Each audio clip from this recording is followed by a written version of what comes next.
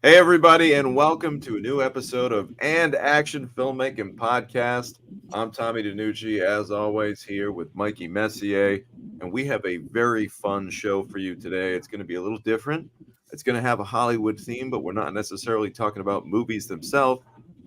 I just got back from Philadelphia where I was able to attend WrestleMania 40, and let me tell you, it was the greatest production I've ever witnessed in my life.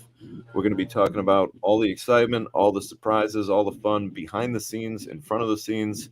It's a unique chance when you get to see a big show like that kind of go down live and not on television. Mike got a chance to watch the show on TV, so it'll be fun to kind of hear the differences between the television broadcast and the live broadcast. And Mike, I'm fired up. WrestleMania didn't disappoint. How you doing, brother? I'm good. Yeah, I had a pretty WWE centered weekend myself with the Hall of Fame ceremony show on Friday night, and then this. For those that don't know, WrestleMania is now a 2 night extravaganza. I think this is the fifth year they've done that since 2020 with the pandemic, which I find to be a pretty interesting thing. I mean, you don't have 2 nights of the Super Bowl, you don't have 2 nights of the Academy Awards, but WrestleMania has 2 nights, and I think the fans have really responded favorably to it, and fans like yourself and JDP, Jonathan Del Ponte, went both nights, and I think it's an interesting process. Well, you know what? Not to get into this too deep, but the reason for the two nights instead of the one night is, uh, you know, the reality is the shows were just getting so long. Some of those WrestleMania shows were going on almost 6 hours, and it got to the point where it's just not right to do that to the crowd. You can't expect the crowd to be fired up for 6 straight hours. The television audience suffers because they got to sit there and watch it for 6 hours. So they've got so much talent. They're putting on such a great show. They decide, you know what? Let's break this up into a whole weekend. And I kind of love it. I mean, it is kind of like you said, there's really no other sport or anything like it that kind of takes over a weekend. And I can just imagine if you're a little kid, especially. I mean, what a great weekend that must be as a kid who really loves this to just be like, wow, this weekend I'm getting my homework done on Friday because all weekend long it's WrestleMania. So I had a blast, Mike. It was really cool to be there live. That's kind of something that I've always wanted to do. I'm not one for bucket lists, Mike. I don't really like to do the whole bucket list thing because bucket lists are kind of morbid to me. It like means like, what, you're already thinking checking off the things that you want to do before you die. It's like Jesus Christ. But Yeah. as far as like just something I've always wanted to do, WrestleMania is up there with the Super Bowl to me. So I'm really thrilled that I got a chance to be there. Like you said, I went with my good friend Jonathan Del Ponte and Vinny D'Onofrio, and we had a great night, man. We went up Friday night. We went to Atlantic City, which if you're not down with geography, Atlantic City is only about a 45-minute ride by car from Philadelphia. So we went down Friday night, and my friend Vinny is a really talented DJ. He goes by Vinny Vibe, and Vinny was doing a show at the Hard Rock Casino. So we got a chance to go down to AC Friday night. We watched Vinny perform. We partied a little bit down there. I donated a little bit of money to the local New Jersey Highway Department, aka I lost a little money at the blackjack tables, but hey, that's all Oh, part of the experience. I thought you Um, were saying you got a speeding ticket or something. No, I believe like a lot of the gambling money goes to like, the percentage goes, some of that goes to like the roads and stuff. So, hey, we, Okay. we had a little fun. We took our chance. We lost, but we had a blast Friday night. And then Saturday we were off to the show. Uh, and let me tell you, like Philadelphia was just a buzz, like everywhere you go. It's really cool to see, similar to the Super Bowl, that WrestleMania is really like the whole city gets involved. You go down the main drag in Philadelphia there, you see the banners for WrestleMania on every street sign. I see Cody Rhodes' face flapping in the breeze on a poster. You go down to City Hall, there's a massive, massive WrestleMania banner. So the whole city gets into it. It really is a kind of a special thing. And we'll take it. I guess, Mike, what do you think? We should just kind of go through the night. Saturday we got there, and I got to say, like, you got to, when you go to an event like this, you have to kind of just like let Jesus take the wheel. You got to understand that there's going to be traffic, there's going to be seas of people. You kind of just got to get ready and embrace it. And that's what my friends and I did. We got some food, we got ready to go, got on the Uber, and we just kind of took off. And yeah, you know, in a weird way, like I'm not a huge crowd guy. I hardly leave my house, but there's something about for a show like this and a night like that, a weekend like this, you almost want to be part of that crowd and part of that excitement. Like that was part of the energy. And a lot of fans, you know, might have been complaining that it was a little chilly. Cause I mean, you know, it dawned on me when I was heading down. It's like, well, damn, man, this is the Northeast practically. It's almost winter time, you know, for a lot of people still. But, you know, you bundle up, you wear your layers, you get out there and you have fun, and once you get into that stadium with, you know, 75,000 plus people, there really is an energy in the kinda in the field, so to speak, where, like, it warms you up a little bit. So the weather wasn't too big of an issue for me, Let but me what say something about that, buddy. Go ahead. I don't know if it was the fans, but Michael Cole and as I affectionately call him, Tattoo Neck Corey Graves on the commentary would just not shut up about the weather on night one, and it caused some fans, for what it's worth, on Twitter to call Michael Cole a meteorologist because he was getting to be so persistent in complaining about the chilliness and sitting at home. You know, I couldn't tell the difference. It looked like everybody was fine, but I think the commentators might have blown that out of proportion and made it seem overall that people were complaining. But I remember when they did WrestleMania in New York about 12 years ago when The Rock and Cena had a match, and it was probably colder there in New York City than it was in Philadelphia this past Saturday night. Yeah, and, you know, here's the thing, man. I mean, you know, people go to playoff games in the NFL in the dead of winter, you know, January. They're sitting outside and, you know, 12-degree weather.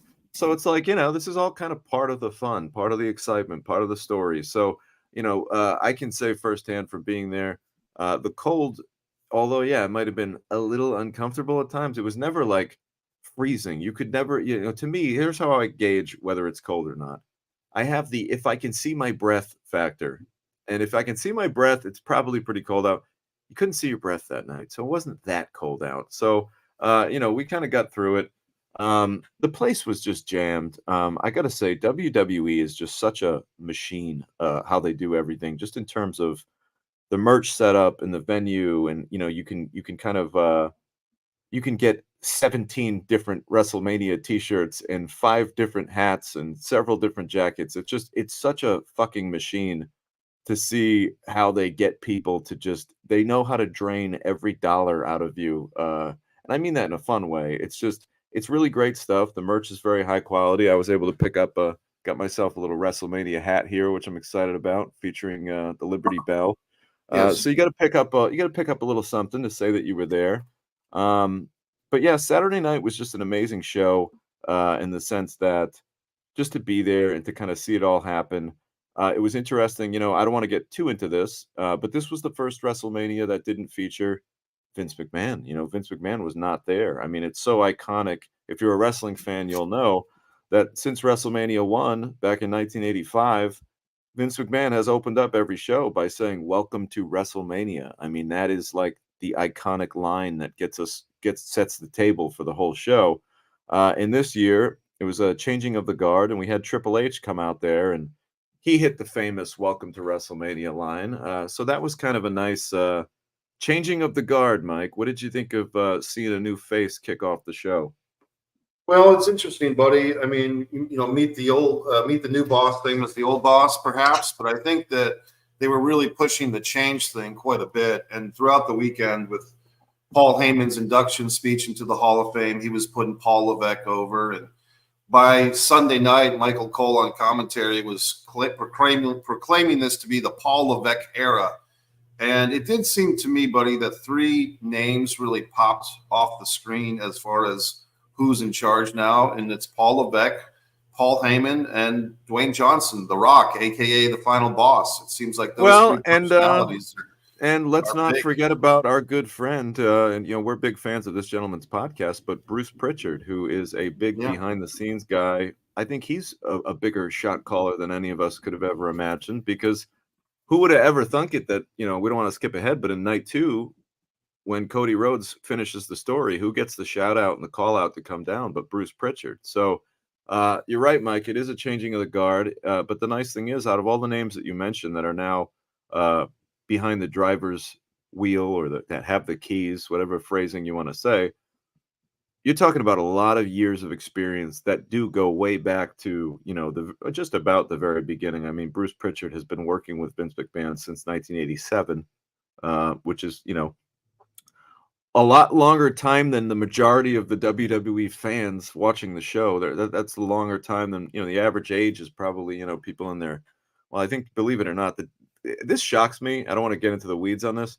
Did you know that the average age of a WWE fan is actually 50 years old? Like that's the demographic. I I was read that. shocked when I heard that. I read that about 10 years ago. I remember that stat coming out like around maybe 2017 or 18. I kind of think that it's changed a bit, Tommy. I think with No, no, NXT no. coming This is out. no, Mike. This is something I heard literally a week ago. That Yeah, just came that out on Eric Bischoff's podcast, which is Strictly Business, reported that the average age of the WWE fan is 50 years old. well, I mean, I just say this from my own experience going like to these NXT shows you see in the background. I'm going to these shows and there are 50-year-old people, but there's a lot of families where their parents might be in the 40s and they have their kids that are in their, 10-year-old kid, 8-year-old kid. I mean, I think that I don't doubt what the average age is. I'm just telling you from my little small sampling of NXT live shows, there's a lot of families with young kids and the young No, kids well, are of really into course. it. Yeah, of course, man. I mean, we're coming fresh out of the PG era, so of course it's a product that's designed to be geared towards children. What I'm telling you is this is the actual average age, the median number of viewers of WWE television, as stated on Strictly Business, which is Eric Bischoff's now sunsetted business wrestling podcast. But that just goes to show you that, think about it. People have been hooked on this stuff for many years. Like any other audience, an audience will grow. And I just think it's interesting to see that. But here's the thing, guys, who's got the money? Children don't have money to spend on this stuff. It's the older fans, it's the older adults. A kid isn't gonna, the average ticket to WrestleMania is about $1,000 all in when you figure it out with taxes and everything else. Not a lot of 8-year-olds are saving up their paper route money for that $1,000 ticket.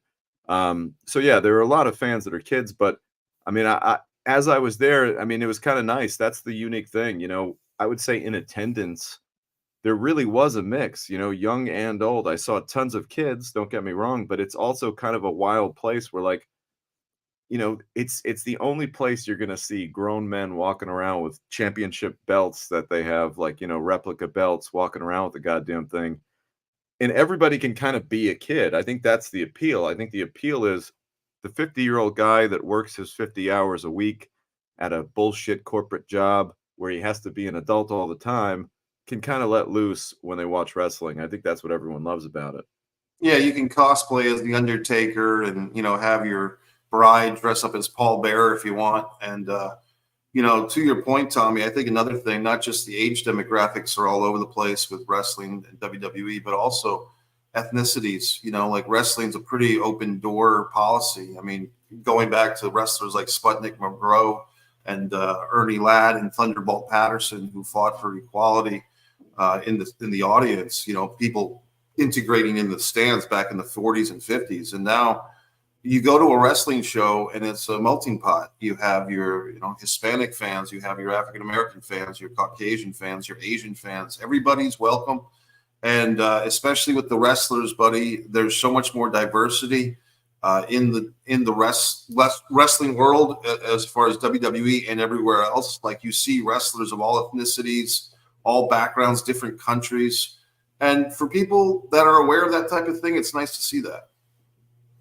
It is. I gotta say, man, I love to see that. There's this kind of commonality with all wrestling fans where I think that, now wrestling's bigger than ever now. It's, as they say, and as The Rock will mention, it's cool to be a wrestling fan again. Rock made it cool again.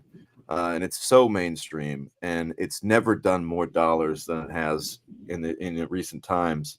Yet there's still this stigma with wrestling fans where you think gas station attendants, you think blue collar folks, you think lower middle class, you think probably not the upper echelon of society is going to be a fan of wrestling. And that's just not the case, man. I mean, it's really fascinating. I mean, I got a chance to hang out with some really cool people this weekend, some very successful people in the entertainment world, guys that are worth literally hundreds of millions of dollars that are managers of various different musicians and music groups and things like that. Um, they're all wrestling fans, man. You know, it's really cool to see that really it touches kind of so many different types of people. Like you said, man, back to your point, wrestling is for everybody. And I think everybody really enjoyed the show Saturday night. You know, we don't want to go match by match. This isn't a wrestling podcast. We're not going to do anything like that. But it was kind of cool to see just some of the, again, the technical aspects of it. I had a chance to sit kind of with a side view of the entrance, which allowed me to kind of peek behind the curtain a little bit. I could see a little bit of what was going on in the back. And me, you know, again, as a filmmaker, I'm used to seeing how crews work. So getting a chance to see how when the camera's on the ring, look over to the entryway, and there's the crew hustling ass to set up the next pyro setup. They're dragging something out, or they're pulling a piano onto stage, or they're pushing a drum kit onto stage. And it's just fascinating, and you never get to see this on TV. But just to see all of the production elements that happen, like literally, like the camera's right there, but there's like fucking 20 guys hauling ass to get some shit done, all with their radios, communicating, pointing, hand signals, just making shit happen all over the fucking show that you just don't get to see on TV. You know, even from something we take for granted, right? What's one of the most exciting things about a wrestling match? The entrances, right? Watching your favorite wrestler come down to the ring. I mean, some people like that more than the actual physical contact itself. It's just the entrance. And to see like what actually goes into making those entrances special, you've got your Steadicam operator, you've got your first AC pull and focus, you've got a person spotting the Steadicam operator. Then there's a guy in a suit who I could liken as I could imagine as a producer, or you know, basically like directing that one little segment or you know portion of the show. So when we see, you know, we take it for granted when we see our favorite wrestler come down to the ring, we don't realize there's like a support staff of like 4 or 5 people, you know, tracking that person down to the ring to make those shots look as cool as they do. And it's really just fascinating to see that. There were some technical snafus, you know, that's kind of something that I think the television audience is kind of they're hidden from some of these snafus, you know, little things like, you know, everybody knows that the ring itself is mic'd up at a wrestling match so that the impact of the slams is heard throughout the arena. You know, it's funny. My friends and I were watching the match, and they're like, "Oh man, the ring's not mic'd up. What's up with that?" And then it wasn't probably until like a minute or two into the first match of the night on Saturday where boom, then the ring came on, and me and my friends looked at each other. We're like, "Someone is getting their fucking ass reamed out on the headset right now for not having that shit turned on." But you know, you'd have little music snafus, you'd have little technical issues. The video monitors would glitch out. Uh, and then this is what's funny about a massive. We're talking over 75,000 people live attendance. Turn the screen on. Oh my! Turn the screen on. So like suddenly, like the tech guy in the back is getting chanted by tens of thousands of people to turn the screen back on. And sure enough, then it goes on. So it was fun to see like the technical snafus and the interaction with the audience. And you know, when that kind of stuff would happen, they wouldn't let it down. You know, wrestling fans are not very forgiving when it comes to that kind of stuff. So the actual monitors for the live fans for the venue were just not on. That's You know, yeah, again, like that wouldn't happen a lot, and I'm not complaining. It's just, you know, it's a live show. It's like Bruce yeah. Pritchard says all the time on his podcast, this shit's live, anything can happen. And And you it's know, tough. Yeah. Well, just to say that in the audience, I've been there with good seats and not so good seats to big shows, and if part of it is kind of expected now, if you're at like one of these huge venue shows, especially at a field like that, if you don't have a very close seat, you kind of depend on the screens to see what's going on. So I can understand why the fans are chanting, you know. Yeah, you're always going to have some obstructions. Here's the thing. WrestleMania, we're talking outdoor show. So what do they have to do to protect the potential of rain? I mean, man, this could have been bad, right? I mean, I thought about that. We're in the middle of April. We were just coming off of about a week of straight rain here in the Northeast. It Yeah. easily could have fucking rained that night. And then the only thing protecting the show would have been, the awning over the top of the ring, which means you got four massive posts coming down surrounding the ring, which means inevitably part of the ring is going to be obscured for a good portion of the seats. You're gonna be looking at a pole. My seats were a little obscured, like about a third quarter of the ring, there was a pole in the way. So it's like, yeah, I mean, you're looking at the ring, but for the most part, you are watching those big monitors a lot to kind of see all the details. I But you know what? Again, people complain about that shit. I don't, because it's like, again, you're not there to get the best possible vantage. You're there to be part of the show and the energy in the arena. Yeah, if you want the best possible vantage, pretty much just stay home and watch it on TV. And I could say historically, I think the only time WrestleMania, to be exact, has had a weather situation was 2021, the year that they returned to a live crowd of some sort after the pandemic.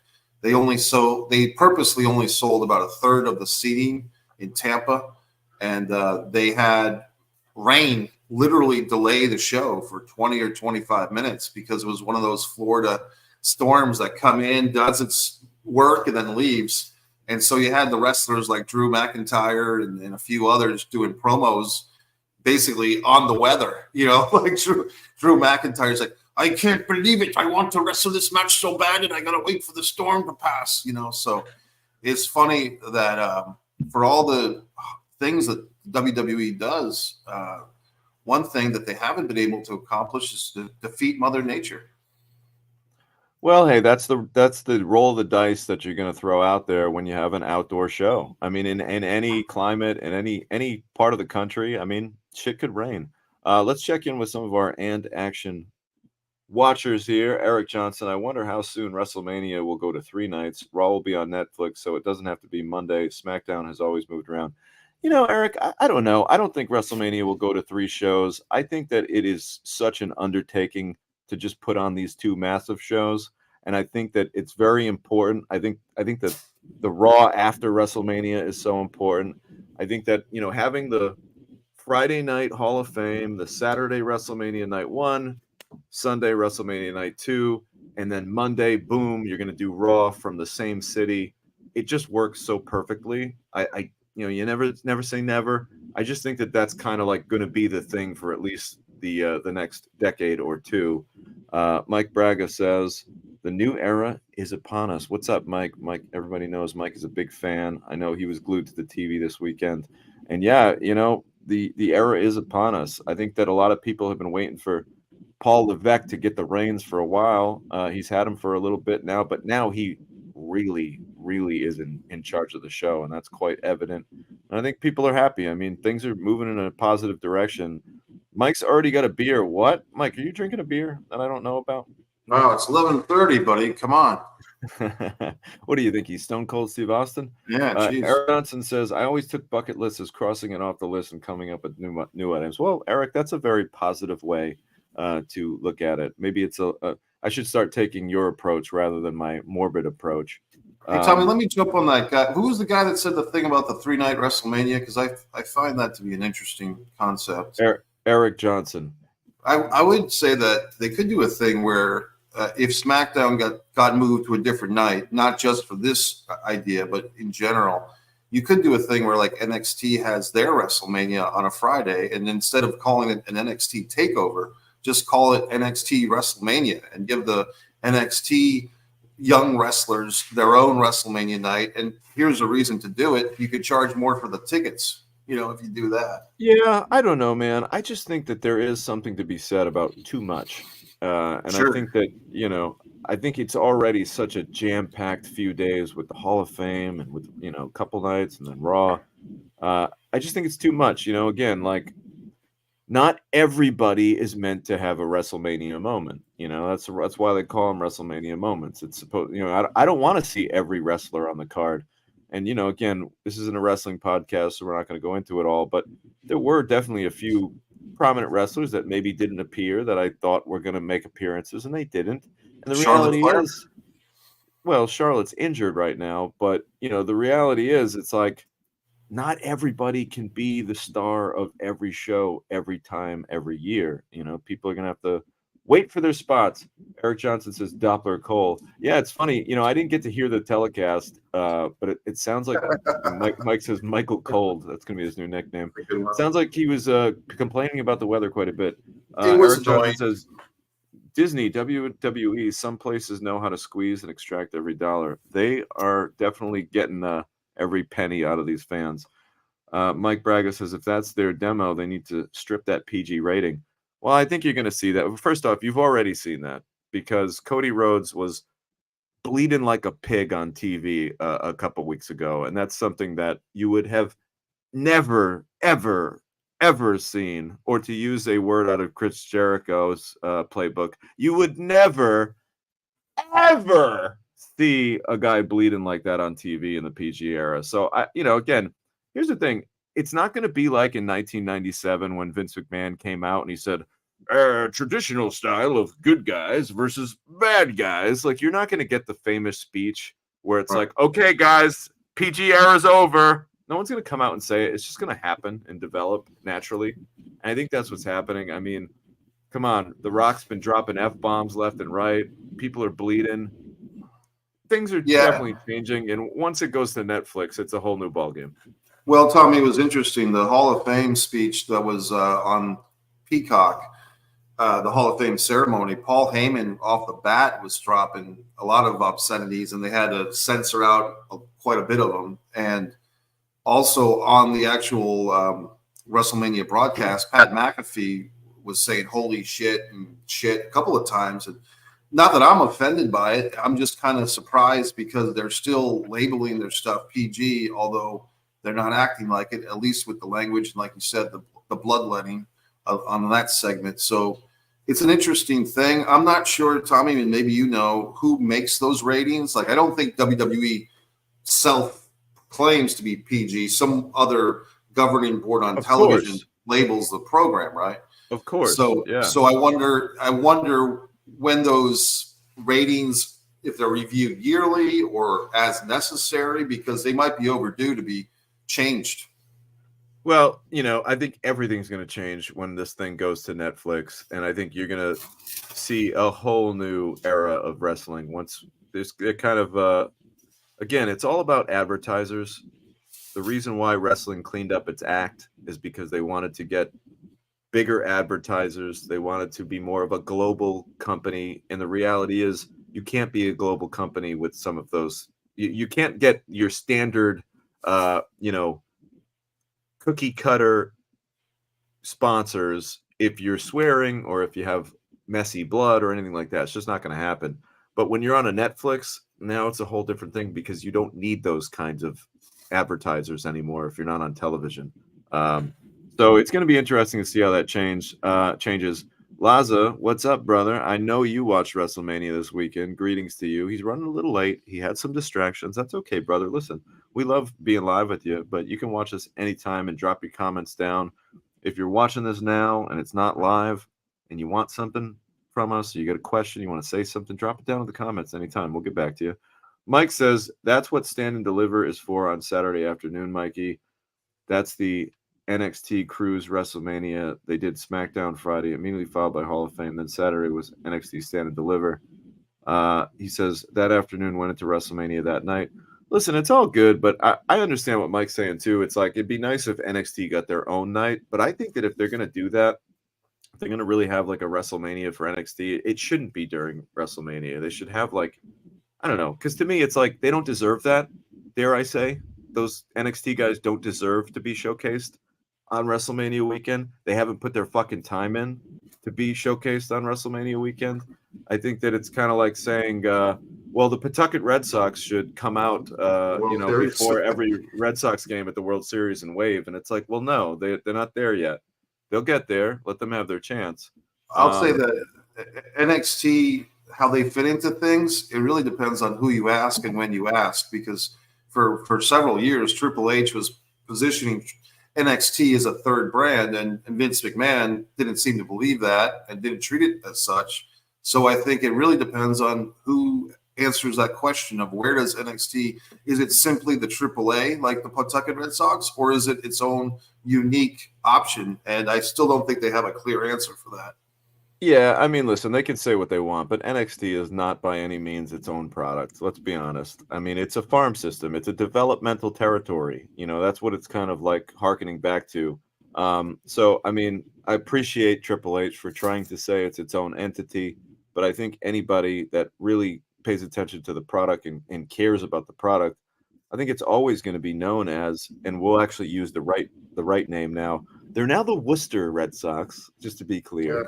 That's But horrible. I know the Woo Sox, but yeah, they're the farm team, guys. And listen, there's nothing wrong with being on the farm team. And I love a lot of the talent in NXT is, to me, ready for the main roster, but they didn't put the years in yet to get that shot. Like, they'll get their showcase. You got to give Yeah. it.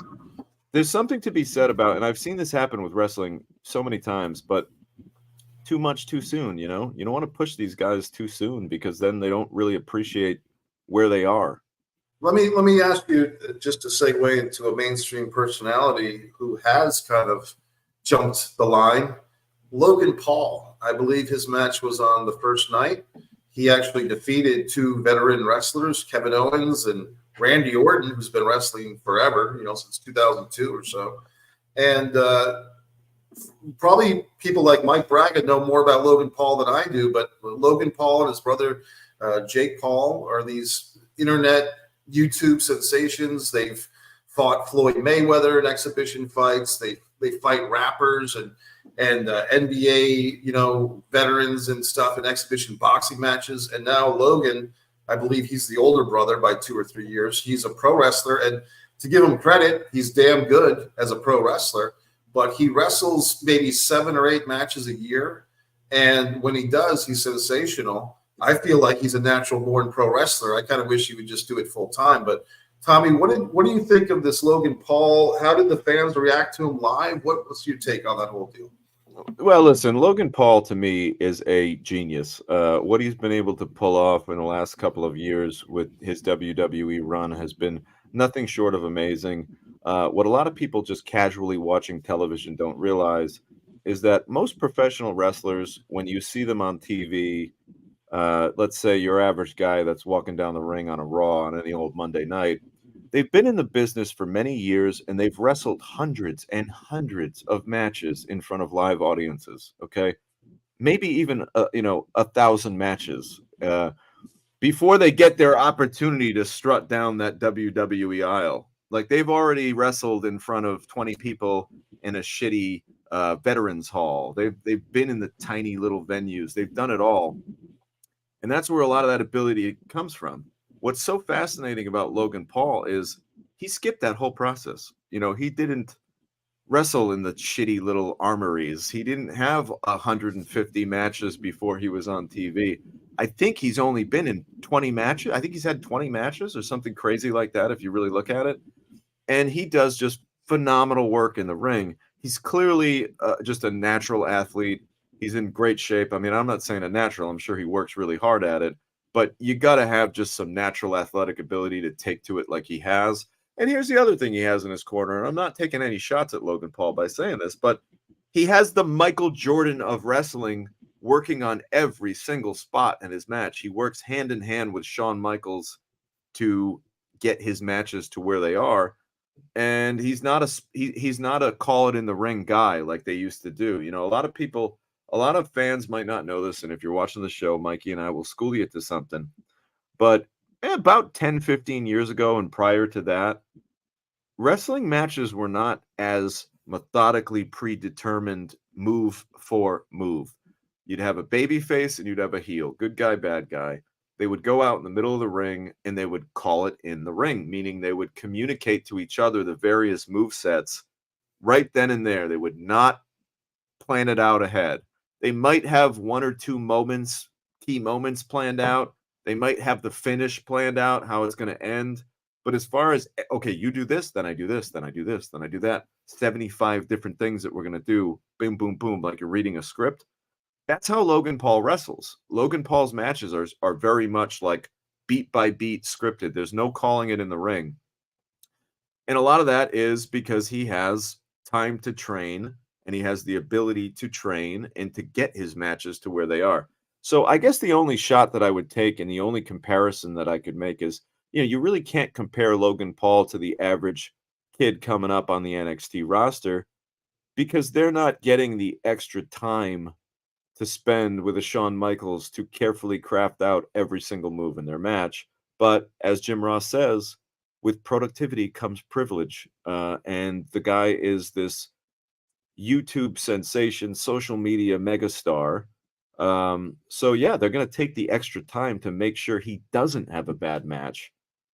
Because again, there's just so much riding on him. Look at this Prime hydration drink. It's all over the place. That's Logan Paul's company. He's behind Prime. It's literally in the middle of the fucking ring. There's a Prime bottle. Have you So have you ever drunken or drank a Prime energy drink, Tommy? I had a couple Primes yesterday. It's a great drink. They taste really. Drink is very tasty. It's a lot of different great flavors. And the energy drink, to me, I think I like it better than Bang or Red Bull or any of those drinks. So yeah, it's a good product too. And yeah, I can't say enough good things about Logan Paul. And as far as how the fans reacted, it's a mix. I think he's one of these guys where people boo him, but they love to boo him. Sure. They're almost booing him because they're supposed to boo him. But with those boos comes a great deal of respect. It's obvious that the fans respect Logan Paul. All right. And also, you mentioned his energy drink Prime was in the center of the ring. Well, that's something that Vince McMahon Jr. apparently was not a fan of. He did not allow for advertising in the actual ring canvas. And that's something we're seeing now. So a lot of these directives, including the verbiage that WWE uses, for years they wouldn't say hospital, they would say medical center. They wouldn't, for the most part, say even professional wrestling. They would say sports entertainment. And the wrestlers, Paul Heyman included, all had great fun and glee in saying the words professional wrestling, where now it's almost, I'm sick of hearing them say professional wrestling because they're obviously overcompensating for all the years that their tongues were tied from the Vince McMahon directives on the actual vocabulary. So this was kind of, in a way, Tommy, I felt like I was watching, when dad, goes off to the military or dad falls asleep for a nap and the older brothers take care of the house for the weekend and the rules get lifted and everybody's, drinking from the milk carton or ordering pizza for dinner every night. Like, it really felt like the older brothers of Triple H, Paul Heyman, and The Rock, and to an extent Bruce Pritchard, were taking over the farm, so to speak.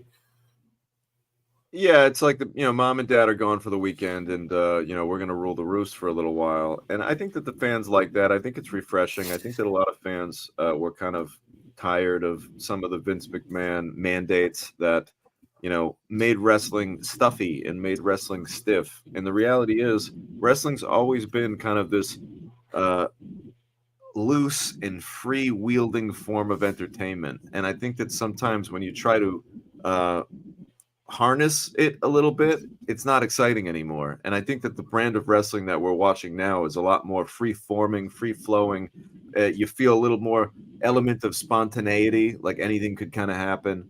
And I think that's what's exciting about it.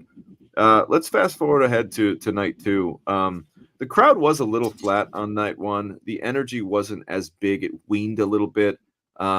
I think that the tag match, the main event, as much as it was exciting to see The Rock out there and doing his thing, I thought the audience would have been a little bit more kind of energized and jazzed for that kind of whole moment. But night two, something happened. And I don't know if it was maybe because it was about 10 degrees warmer on night two, felt a little warmer.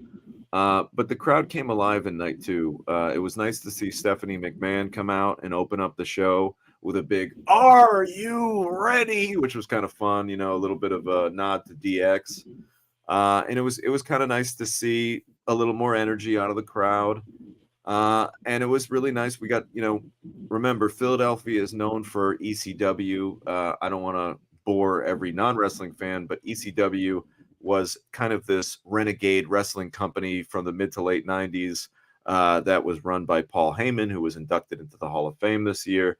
And ECW was known as the brand that was there to disrupt wrestling, and it was extra violent, and the words hardcore were kind of invented. And of course, it was originated in Philadelphia. There's a There's shot ECW. that Yeah, it's an Mike took actual of ECW photo, ECW. buddy. So having 1997. Very cool. So having that ECW kind of feel to this Philadelphia show was special, and it was great to see Bubba Ray Dudley come out as a ref. That was kind of exciting. EC Dub chants. That was fun for me. I really got to get into the ECW chants, which we love. EC Dub, EC Dub. And it's just, again, it just makes you feel like a kid again. I remember being 14 years old watching ECW when it was around and just thinking it was the coolest fucking thing I ever saw in my life. Like I didn't think I was even supposed to be watching it, which made it so cool.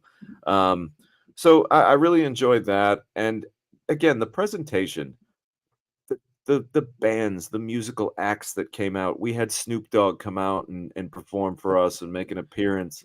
Um, WrestleMania really just knows that WrestleMania has always, ever since the very first WrestleMania, loaded it up with Hollywood stars and musical acts and just again, it's not just about wrestling. It's the biggest show of the year, and they really didn't disappoint in that regard.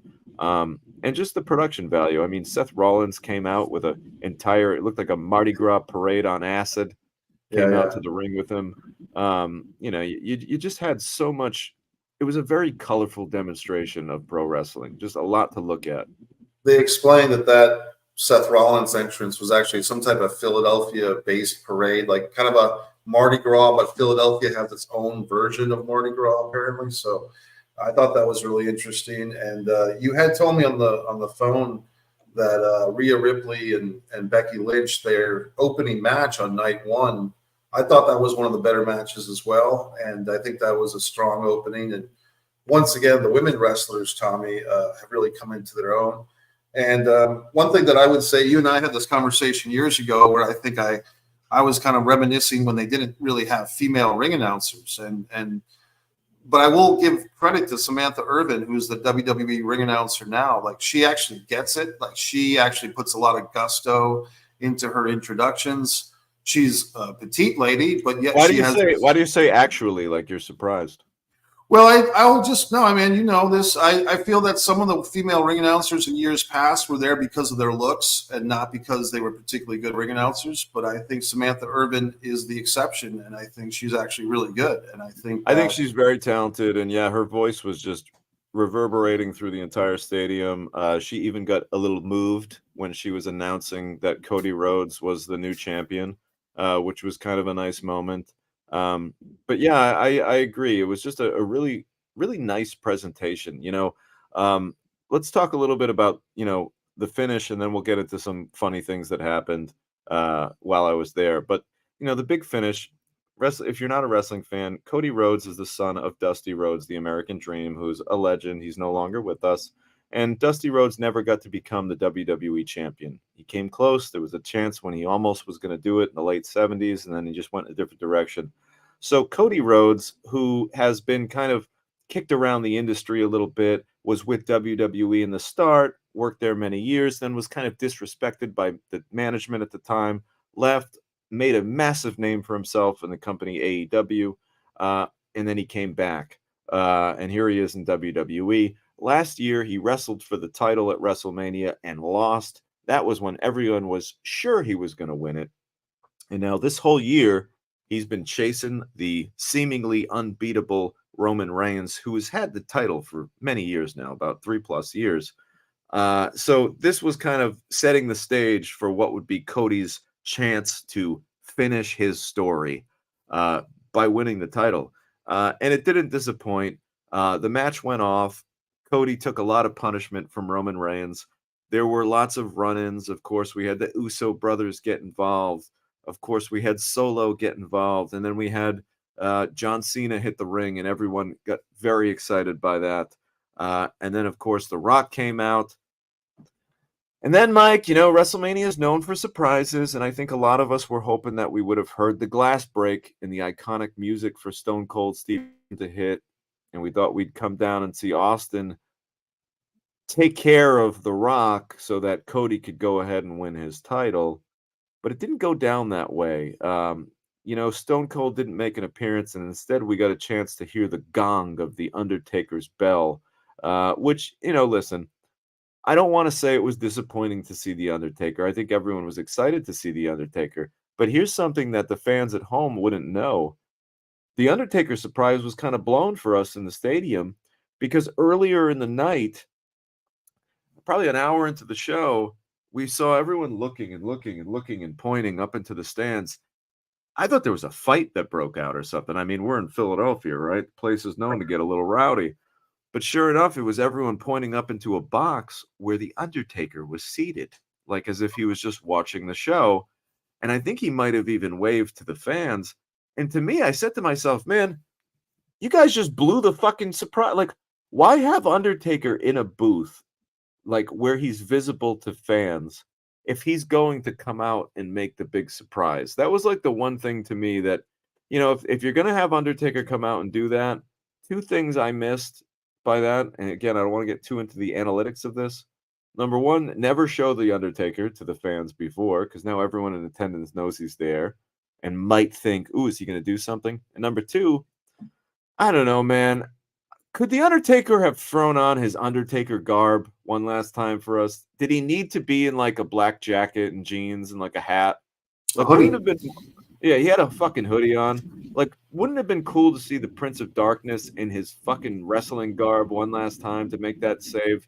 I don't know, man. That just came off as lazy to me, and it almost felt like, and I'm joking, I know this wasn't the case, but it's almost like, what? We can't get Stone Cold? Oh shit. Taker, did you bring your gear tonight?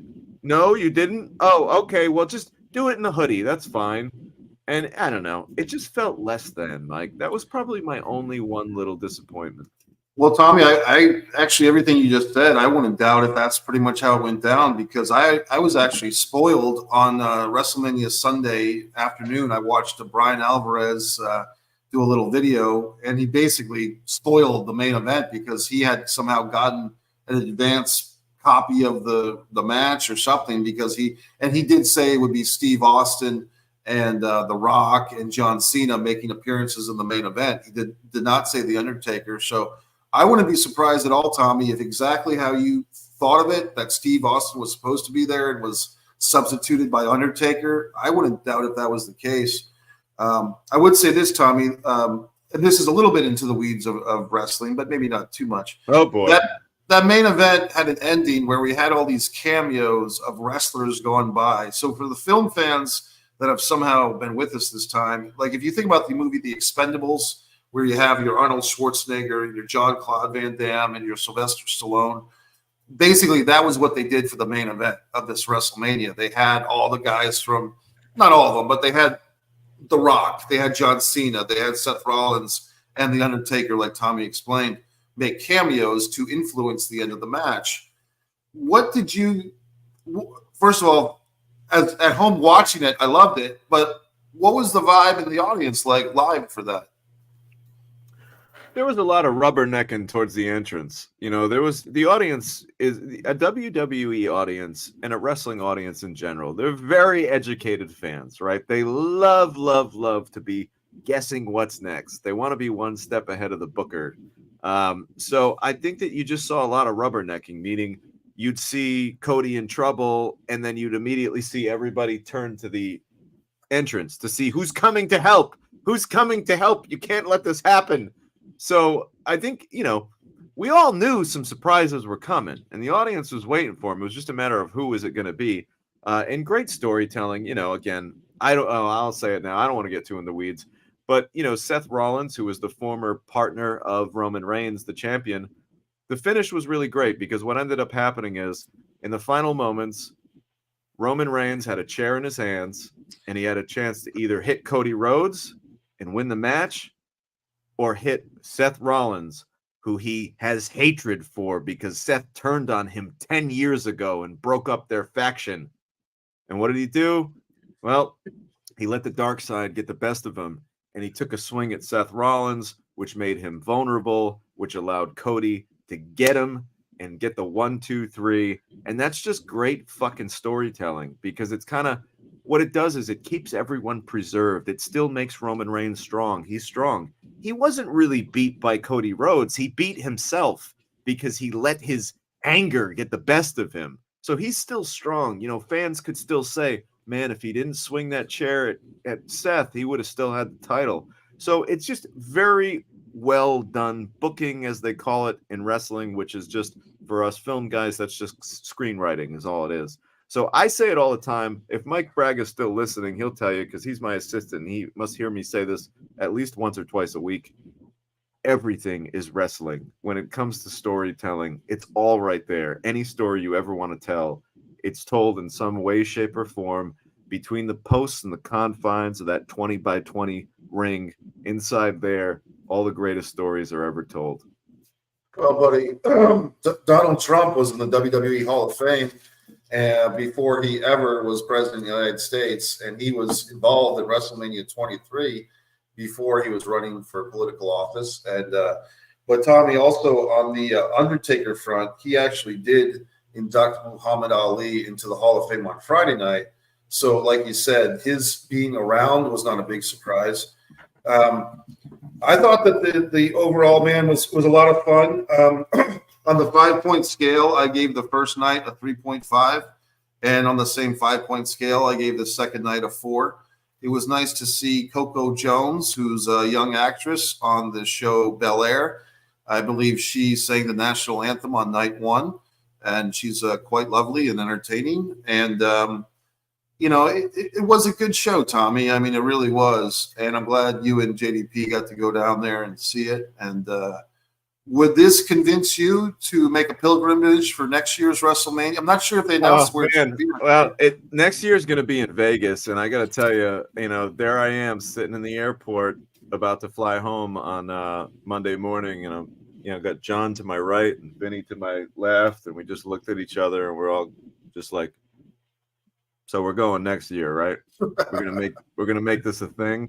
So who knows, man? We talked about this might become a thing. We might start being the gang that makes the annual patronage to WrestleMania. Because I got to tell you, you're gonna spend a couple grand. It's not gonna be cheap, right? It's gonna cost some money, but what an unforgettable weekend it really was. I mean, I'm so glad I went. It was very much worth the money. And I'm one of those people who I don't really like to spend money on experiences. I like to buy things. I'm kind of a little cheap at times with my money. Like if I buy something, I want to know I got something that I can actually hold in my hands.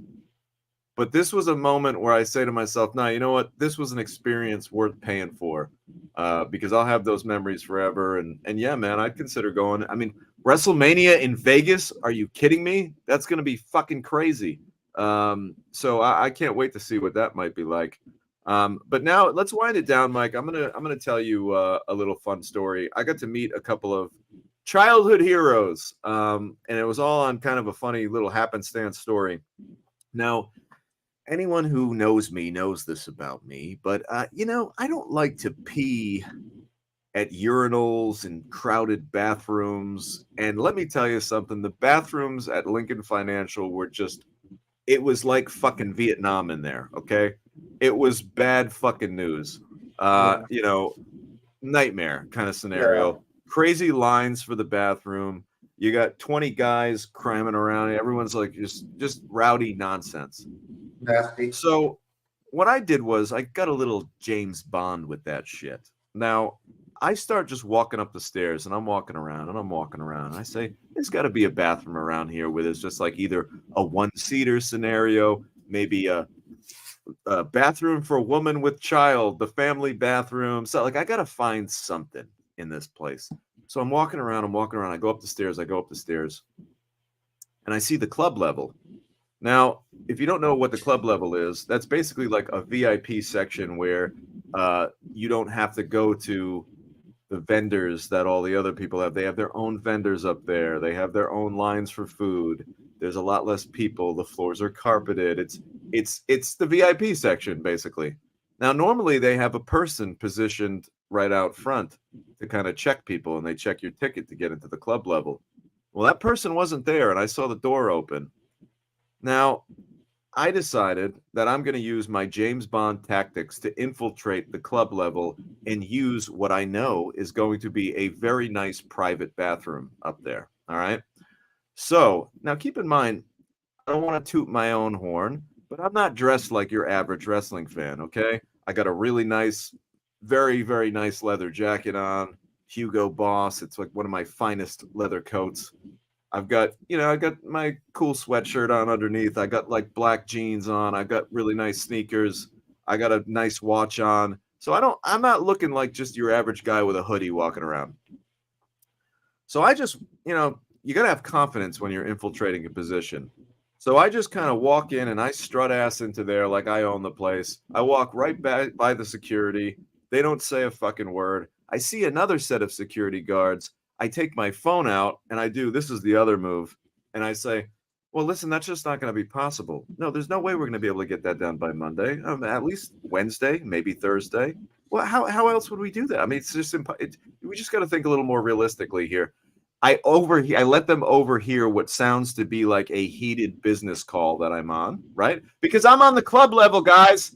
I got to be making deals when I'm at WrestleMania. That's what people on the club level do, okay? So I slip by security with my confidence, with my phone call, and I see a wonderful private bathroom.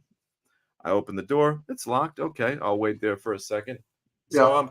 I'm copping a hang by the door. I'm playing with my phone. Boom, the door next to me opens to one of the suites. And sure enough, who do I see? The Mouth of the South, Jimmy Hart. Hey, baby. And Haku. And they're together. And the Mouth of the South walks out. And he looks to Haku and he goes, no, wait here, baby. Wait here. Let's not go anywhere by ourselves. No, we got to wait. We got to wait for them. They'll take us there. No, baby, just let them take us there. We don't want to be walking around here alone.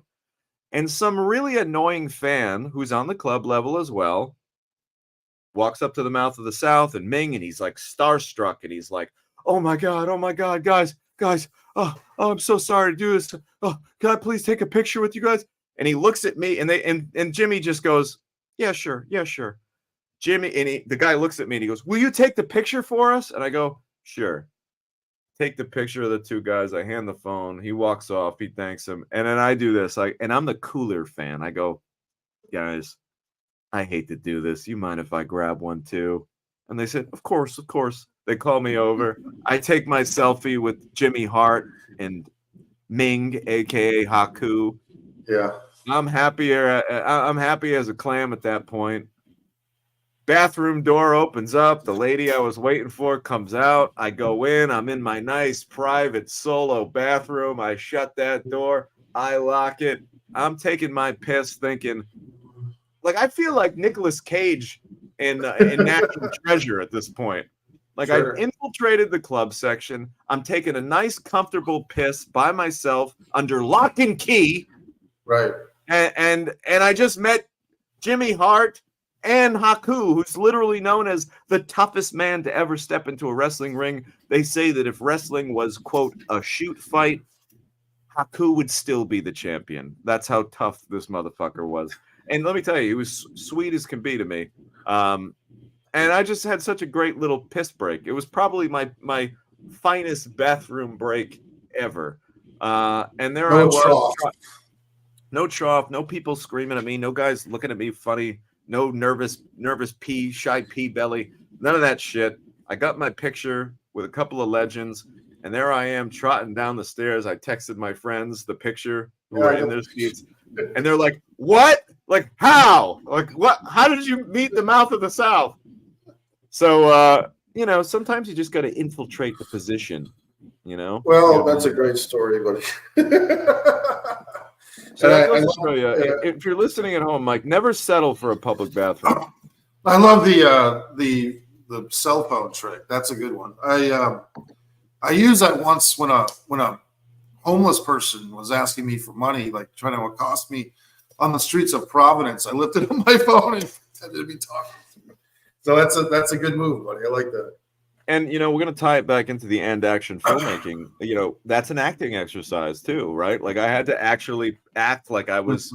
No, no, listen, come on, that's not gonna work out, and you know it. So it was really great. I had a wonderful time, and yeah, man. Let me tell you, just to wrap it all up, the city was alive. I got a chance to. I got my Win Rocky Win shirt on. I got a chance to go over to the famous Rocky steps and trot up them and take a little picture and there you are in the middle of Philadelphia downtown, and like, oh, there's a guy dressed up like Ric Flair. Oh, there's a guy dressed up like Hulk Hogan. Oh, there's a guy dressed like Roman Reigns. Literally people in cosplay just all over the city. And another fun thing for me, like I love wrestling T-shirts and wrestling apparel. It was fun just walking around and like seeing the different fans and being like, whoa, that's a vintage Rock T-shirt from '97. Like I remember that shirt. Oh, I remember that Bret Hart shirt. Or just there was just so much to look at. Going to the fan expo, I didn't actually go into the expo, but I went to where they sell all the WWE merch, and that was just overwhelming. I mean, what a fucking machine. They're probably doing $2 million a night just in merch. I can't even imagine. But yeah, they did it right. WWE did it right, and I can't say enough great things about it. If anyone has a chance to go to WrestleMania, they definitely should. That's a great story, buddy. That's a great story, and I'm glad you had a great time. And just it's interesting how 40 years ago, who knows what they were thinking 40 years ago for the first WrestleMania, but 40 years later, it's still going strong. And there's other wrestling promotions like AEW and Impact Wrestling that are still going. But yeah, all the other wrestling promotions, at least in the USA, definitely take a back seat to WWE when it comes to Netflix and the amount of money involved and the intricacies. So it's a good time to be a wrestling fan. It really is. It's a fun time to be alive if you love wrestling. And again, if you think wrestling is all just a bunch of, I love when people say like, "Oh, wrestling's fake." Well, guess what? Every movie that you've ever watched in your life, every TV show that you've ever watched in your life, it's all fake too.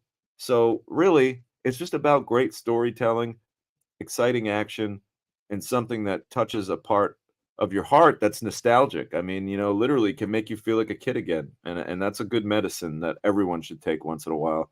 Let's catch up with some of these comments before we go home. Let's see. I think we did this one. Mike says, fair enough. Totally see your point. Yeah, it is like OVW. I think we're talking about NXT. You saw on NXT, yeah. WWE. Laza says, sounds like WWE is going from fast food Mickey D. McMahon antics, ideal policy making being run more like a wrestling company again. Yeah, man. I mean, let's put the fans back, what the fans want back in mind, and not just what corporate sponsors might want. Agreed. Mike, the female rights activist for all announcers. Mike M was a female. Mike McGurk. Mike McGurk is who he's talking about. I believe there was, not to get into scandals, but I believe there was a Mike McGurk scandal as well. Well, she was an early accuser of Vince, I believe, Stephen E. And so was the first WWF. So was the first WWF female referee, Rita Chatterton, had some accusations against Vince, which recently were settled out of court after 30 years. So there's some shadows to this Vince McMahon character. We can't ignore that either. No, that's for sure. Mike can confirm this. I think he's talking about how I always say that wrestling is everything. Watching shows like Sons of Anarchy, for example, it reminded me of episodic television like wrestling. Absolutely, man. Hey, the great thing about every solid wrestling program is when you see that trademark WWE, all rights reserved, come on at the end of the show, you usually want to be watching more. They leave you wanting to watch more. If I could sort something out, I'd like to make a trip to Australia at WrestleMania in Vegas and hang with you, Tommy. Come on down, brother. Hell yeah, we'd have a blast. We'll tear it up in Vegas together. Mike Braga says, when working, the gimmick has real life benefits. You always must be in gimmick. We learned that from Ric Flair. It's served him well. Laza says, when I use public toilets, I use the cubicle to pee. I hate peeing in front of people. Puts me off. Me too, brother. But I got to tell you, this is going to sound nuts. Even going into the stall was like a fucking thing. Because then there was like the main piss line. Then there was like a secondary line for the stalls. I looked in. I made one fucking look. I said, fuck this. I will find a private bathroom like James motherfucking Bond Pissy Pants, you can call I'm me. proud of you, buddy. I knew you would have appreciated that. Also, I look for a public toilet if I don't use the cubicle. All right, well, we're Oh not boy. going to say we're not going to say that one. All right. Well, we appreciate everybody hanging around with us today. Mike, hit your best WrestleMania shot. That's going to be for the promos right there. And I'll tell you what, there is one thing that made me upset. I'll What's leave that? y'all with this. Well, first off, if you haven't already, please subscribe to this channel. It's my channel. We got a lot of great things going on. I posted a lot of really cool videos from WrestleMania. So if you want to see what it was really like, what the view from my seat was like, go on over and check out some of my shorts. I posted a lot of great stuff, and I will be posting more. Also, find me on Instagram at Tom DiNucci. And we're going to be dropping the trailer to my new web series, The Florist, very soon. So be on the lookout for that. If you haven't, go over to my Patreon channel. That's Tom DiNucci at Patreon. You can find me there. Mike, you got anything you want to shill before I say that? Before I say the one thing I was disappointed about this weekend? I would just say, MikeMessier.com. You scroll to the bottom, and all my social media links and my 4 books that are available for purchase are at basically the bottom of every single page of MikeMessier.com. So basically, scroll down, and then Instagram, Facebook, YouTube, all that stuff is linked from MikeMessier.com. It's the easiest way to do it.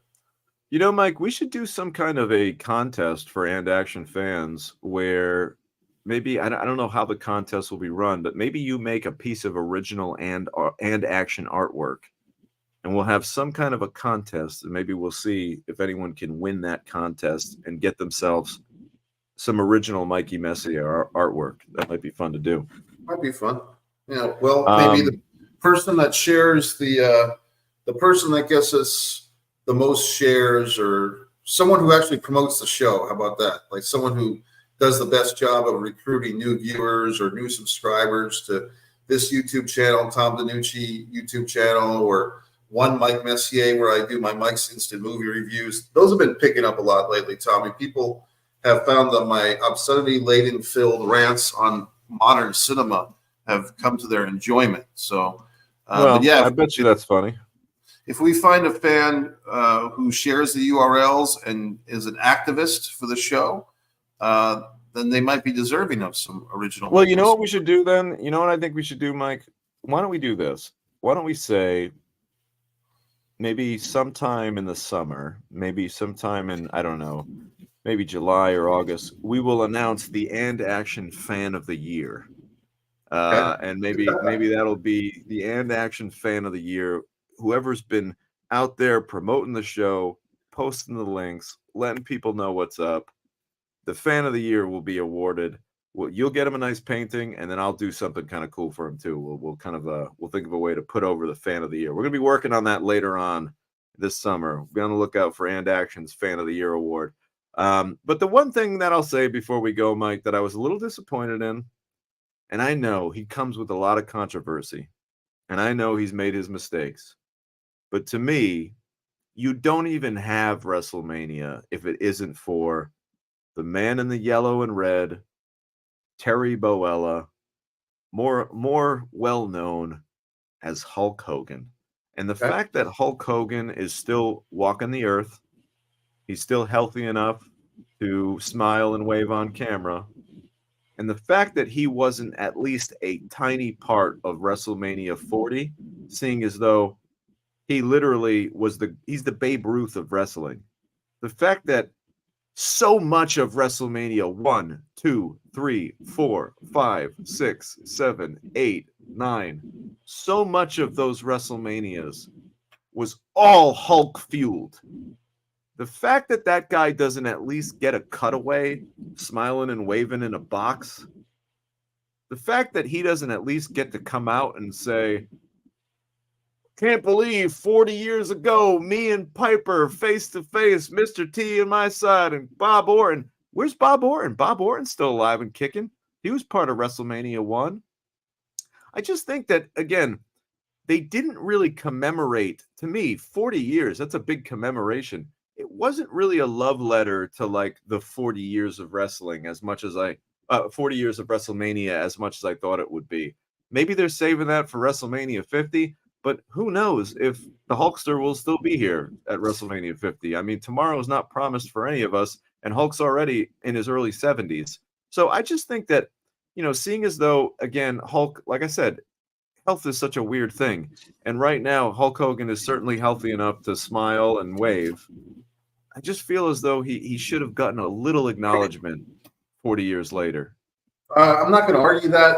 I would just kind of add that Hulk's son Nick has had another DUI here in Florida, and I don't know the exact circumstances as of this minute, but I'm wondering if maybe Hulk is tied up with the legalities because unfortunately Nick has had some real problems with that in the past. So Nick could be facing a hard time, so to speak, as Dusty Rhodes would say. So maybe that's something that's keeping Hulk Hogan, Terry Bollea grounded in Florida because he's got a ride. He's a very loyal father. He's never abandoned his son. And Nick Hogan, I mean, I think he kind of needs his ass kicked because he's done some really stupid things.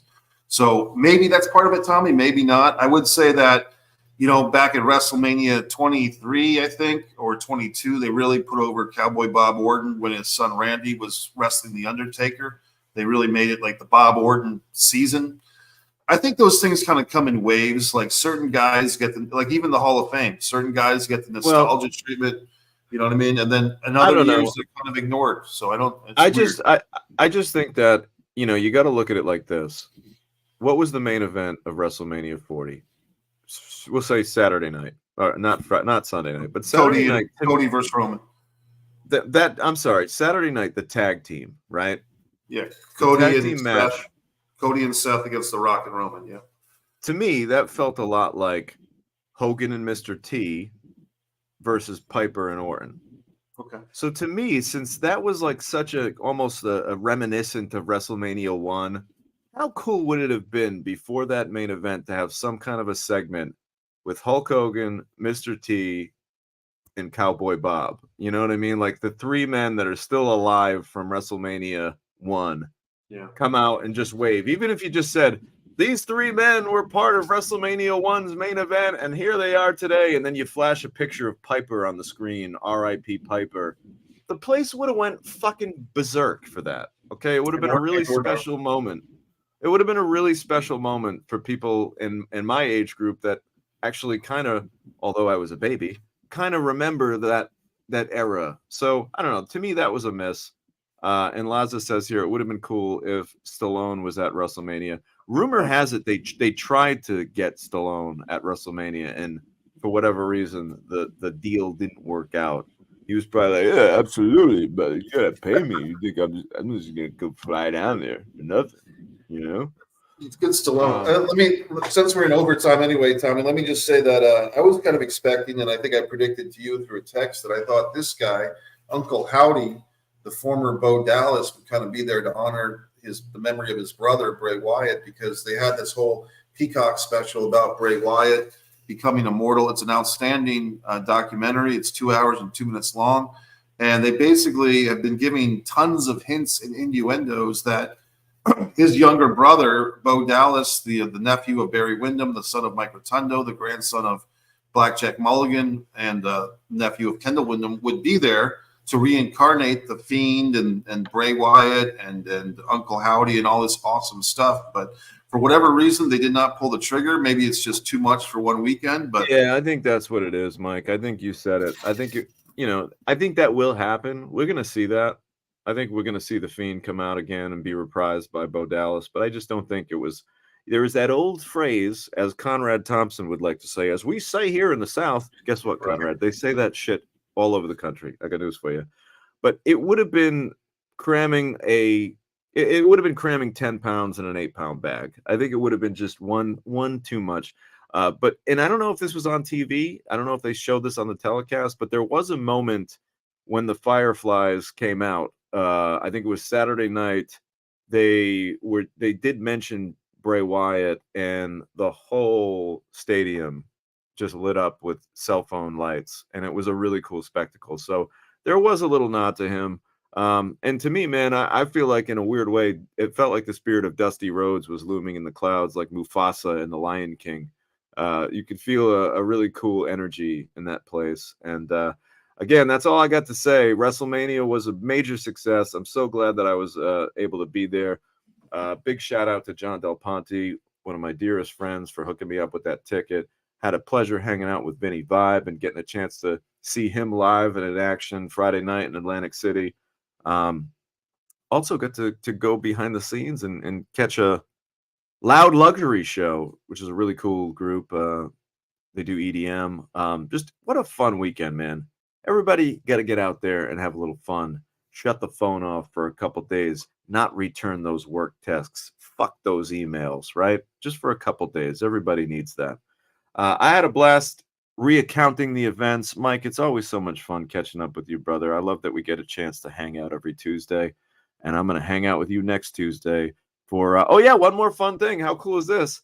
This was WrestleMania 40 from Philadelphia. This is episode 76 of And Action. Everybody knows that the Declaration of Independence was signed in Philadelphia in 1776. Everybody knows that the Philadelphia basketball team, they're the 76ers. So pretty fitting that And Action covers WrestleMania 40 from Philadelphia on episode 76. Nothing in life happens by accident. All right, guys, we'll see you later.